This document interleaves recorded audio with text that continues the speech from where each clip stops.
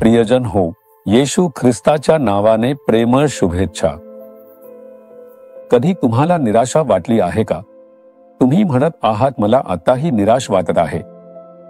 निराशेचे काही प्रकार असतात. एक म्हणजे शरीराची थकवा. आपण कलो असलो तर आपण चालू शकत नाही किंवा बोलू शकत नाही. आपण हळूहळू चालतो.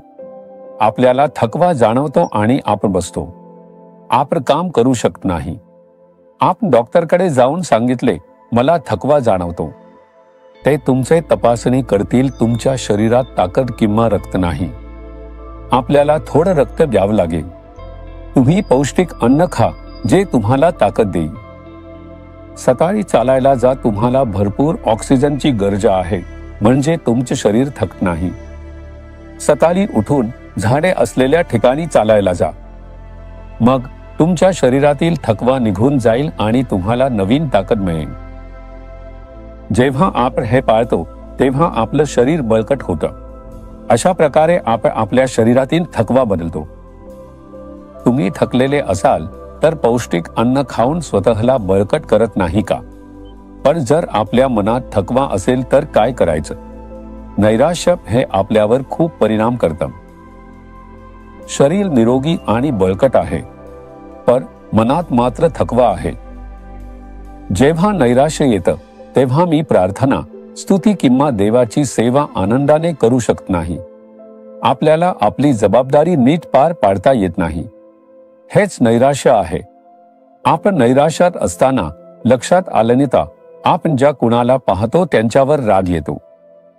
घरी राग येत नाही का? पत्नीने काहीतरी म्हटलं की लगेच राग येतो. तुम्ही पतीशी बोलताना चिडचिड आणि राग येतो. ते विचारतील तुम्ही असं का वागताय? तुम्ही मुलांवरही रागावता. हे लक्षात आले का? तुम्ही असम वागताय का? याचा अर्थ तुम्ही नैराश्यात आहात. या नैराश्यातून बाहेर पडण्यासाठी काय करावं? आजही मला नैराश्य वाटतंय. मी ज्या कुणाला पाहतो त्यांच्यावर राग आणि चिडचिड येते. कारण मला कामावर जावं लागतं आणि मनात निराशा असते. मी जबरदस्तीने कामावर जातोय. तुम्ही असम विचार करता का? प्रभू म्हणतो यशया 40:29, तो भागलेल्यांना जोर देतो, निर्बलांना विपुल बल देतो. आपल्या शरीरात थकवा जाणवत असेल तर आपण अन्न खाऊन स्वतःला बळकट करू शकतो. आपल्या आध्यात्मिक जीवनात निराशा असेल, आपल्या मनात निराशा असेल, असं झालं की तुमच्या आध्यात्मिक जीवनात तुम्हाला बळाची गरज असते. हे कोण सुधारू शकतं? त्यासाठी एक डॉक्टर आहे. येशू ख्रिस्त तो डॉक्टर आहे. तो आपली नैराश्याची अवस्था बदलतो आणि आपल्याला बळ देतो. तो अशक्तांना सामर्थ्य देतो.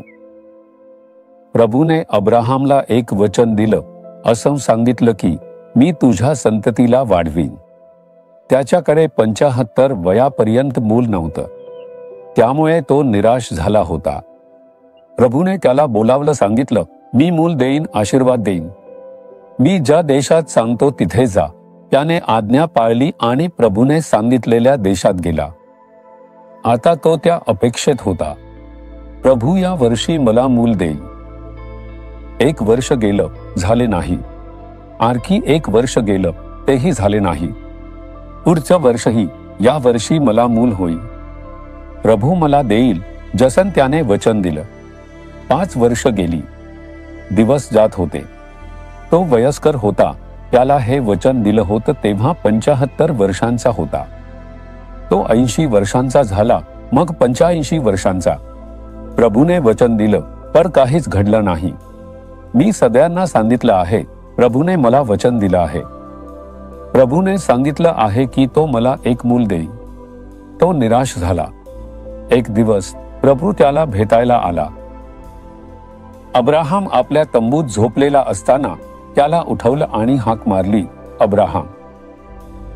स्वर्गातील देव खाली आला होता आणि एका माणसाला त्याच्या नावाने हाक मारत होता. जेव्हा तो आला तेव्हा अब्राहम उठला. तो उठून बसला तेव्हा प्रभू म्हणाला, मी तुझा ढाल आहे आणि तुझा मोठा सामर्थ्य आहे. प्रभूने त्याच्याशी प्रोत्साहन देणाऱ्या शब्दांत बोललं. जेव्हा प्रभू त्याच्याशी बोलला तेव्हा अब्राहम काय म्हणतो? हो प्रभू, तू मला काय देणार आहेस? माझ्याकडे मूल नाही. प्रभू काय म्हणतो आणि अब्राहम काय उत्तर देतो ते पहा. अब्राहम, घाबरू नकोस, मी तुझा ढाल आहे आणि मी तुझं मोठं सामर्थ्य आहे. प्रभूने प्रोत्साहन देणाऱ्या शब्दांत बोललं. तो काय उत्तर देतो? हो, हे सगळं असून काय उपयोग? तू मला काय देणार आहेस? माझ्याकडे मूल नाही. तो निराश झाला होता. प्रभूने समजलं की अब्राहम निराश झाला आहे कारण वचन पूर्ण होण्यास उशीर होत होता. प्रभूने दिलेलं वचन पूर्ण होण्यात उशीर होत होता. मग तुझंही असंच होतं ना? त्याने मला वचन दिलं, पण तू विचार करत आहेस का? मी अपेक्षा ठेवली होती, प्रार्थना केली होती, पण आता मी निराश झालो आहे. अब्राहमही तसाच निराश झाला होता. पर प्रभू निराश झाला का? तो कधीच नाही. प्रभू म्हणाला, अब्राहम उठ आणि तुझ्या तंबूतून बाहेर ये. तो बाहेर आला. रात्रीच्या आकाशाकडे बघ. तारे पाहिले. मोज, सांग किती तारे. एक एक करून मोज. मोजायला सुरुवात केली.